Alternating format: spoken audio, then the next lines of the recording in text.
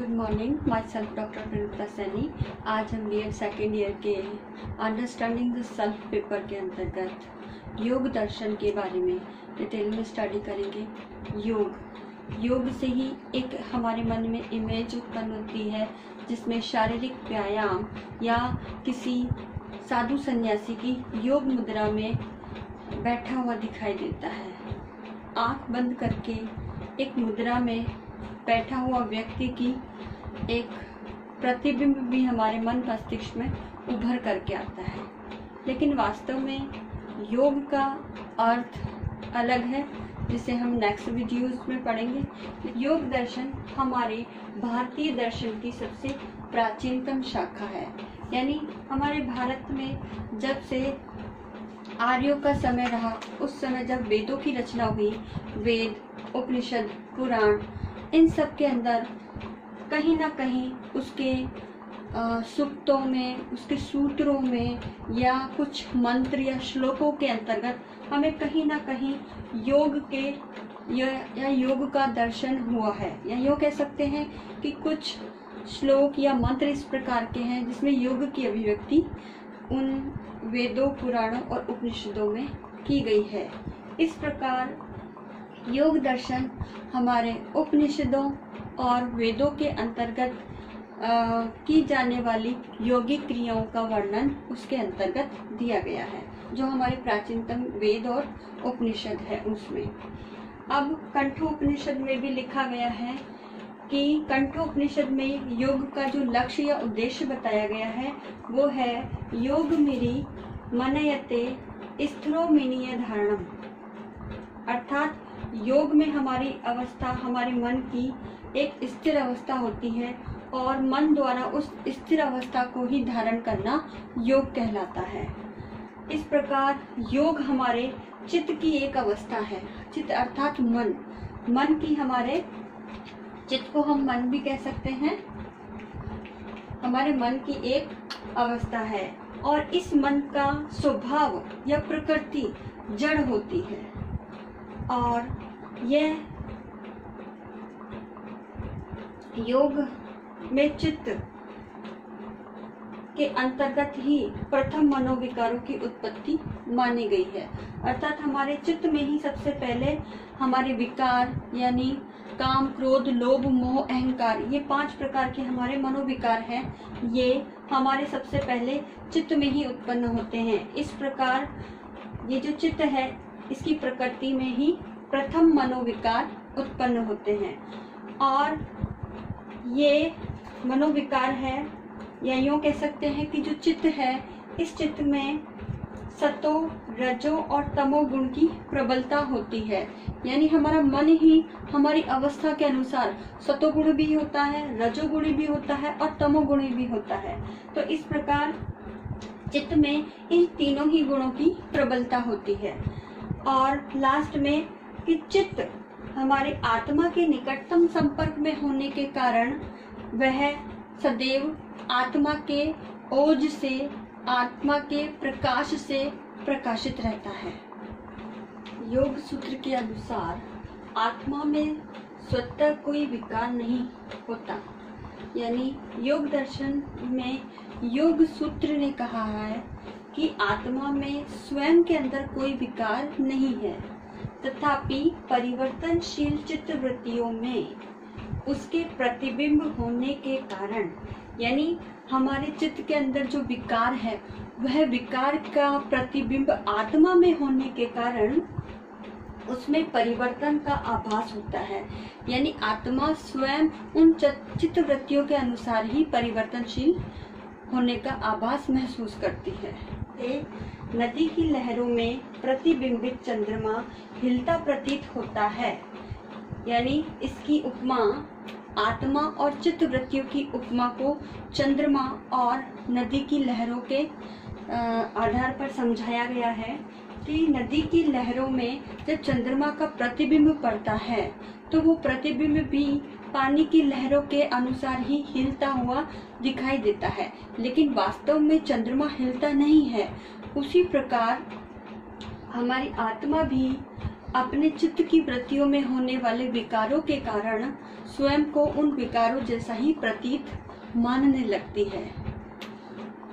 इस प्रकार विवेक ज्ञान न होने पर आत्मा उन्हीं में अपने आप को देखती है, क्योंकि आत्मा को स्वयं का ज्ञान नहीं है कि मैं ही इस पूरे शरीर को चलाने वाली चेतन शक्ति आत्मा हूँ।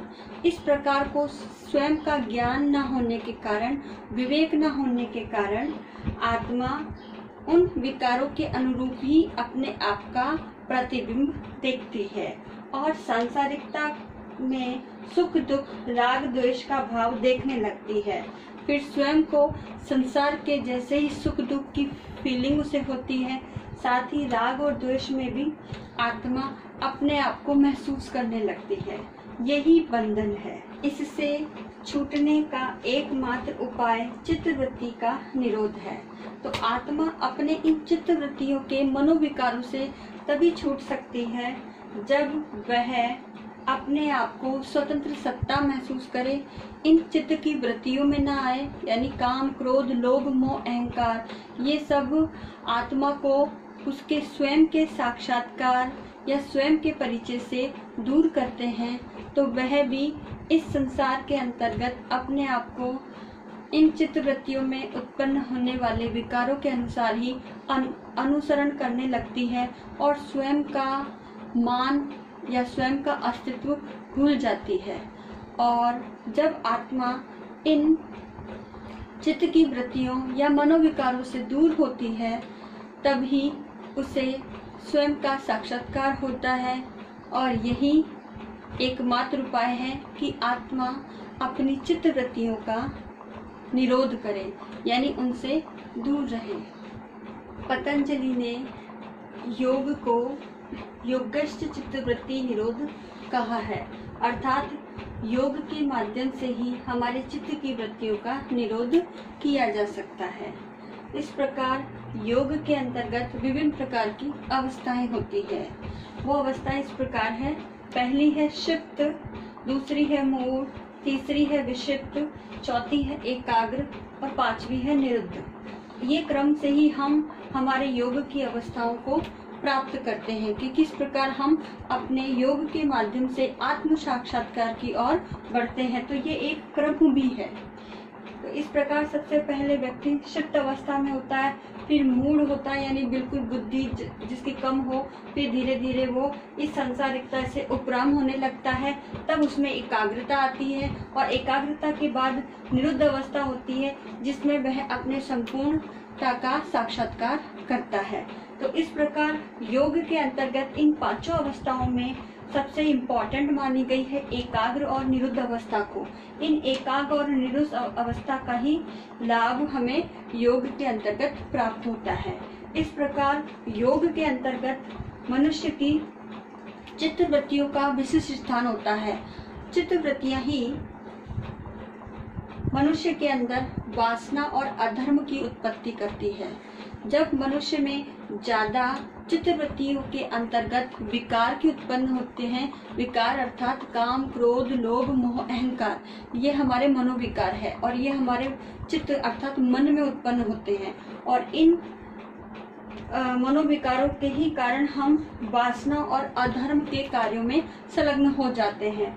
और इस प्रकार जब इस वासना और अधर्म की उत्पत्ति होती है तो वह चित्तवृत्तियों के अनुसार क्लिष्ट कहलाती है। अब हमारे चित्त की इन वृत्तियों के विक्षेप यानी दुखी होने के क्या क्या कारण हैं? तो चित्त विक्षेप के कारण इसमें पहला है राग, किसी से प्रेम, अकर्मण्यता, कार्य न कर पाना, संशय, किसी के प्रति शक करना, प्रमाद, आलस्य, विषयासक्ति यानी किसी विषय विकार में फंसे रहना, भ्रांति, दर्शन यानी कुछ और ही इमेजिन कर लेना या किसी का भ्रम पैदा हो जाना, समाधि भूमि को न प्राप्त करना, चित्त का स्थिर न होना, चित्त के विक्षेप से दुख, दौर्मन्य, शरीर के कंपन तथा श्वास प्रश्वास का होना यानी बहुत ज्यादा मात्रा में श्वास का आना जाना, और अपने ही चित्त के विकारों के कारण हमें दुख का या वैमनस्य इस प्रकार की भावना का हमारे मन में दुखी होना, तो ये सारे हमारे चित्त को दुखी करते हैं, शांत नहीं रहने देते। अब इस चित्त को प्रसन्न करने के कौन कौन से उपाय हैं जिससे हमारा मन शांत भी रहे? उसके लिए पहला है कि योग में मन को एकाग्र करें, योग लगाएं, किसी अपने आप को पॉइंट ऑफ लाइट समझ करके योग लगाएं, और इससे और पॉइंट ऑफ लाइट ही परमात्मा का प्रतीक है। तो इस प्रकार परमात्मा से जब योग लगाएंगे तो मन स्वतः ही शांत हो जाएगा। प्राणी मात्र से मैत्री, दुखियों यानी जितने भी सभी विश्व के अंदर जितने भी व्यक्ति मौजूद है या प्राणी जीव जंतु है, सभी से मैत्री भाव रखें। साथ ही दुखियों के प्रति करुणा हो, पुण्य आत्माओं के प्रति प्रसन्नता हो। जो आत्माएं अच्छी हैं उनको देखने से स्वतः ही स्वभाव में एक प्रसन्नता होती है, एक सुखद अनुभूति होती है, या उन आत्माओं के उपस्थित रहने पर एक स्वतः ही शांत वातावरण और एक प्रसन्न वातावरण सा महसूस होता है। तो इस प्रकार उसके वाइब्रेशन काम करते हैं। तो ये सब हमें पुण्य आत्माओं के द्वारा ही प्राप्त होते हैं कि किसी व्यक्ति का आना हमें बहुत ज़्यादा अच्छा लगता है और किसी व्यक्ति का नहीं। तो ये सब उसके अंतर्मन में उत्पन्न होने वाले विकारों के कारण ही है। और पापियों से उपेक्षा करना, जो भी गलत कार्य करता है इस संसार में आकर के, उनसे उपेक्षा करना, चाहे वो मनसा वाचा कर्मणा किसी भी आधार पर हो, तो उन पापियों से उपेक्षा करनी है, तभी हमारा चित्त या मन शांत रह सकता है। आज का होमवर्क इस प्रकार है।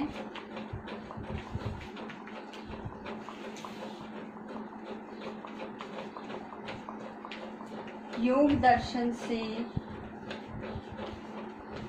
क्या आशय है? योग दर्शन में चित्त वृत्तियों की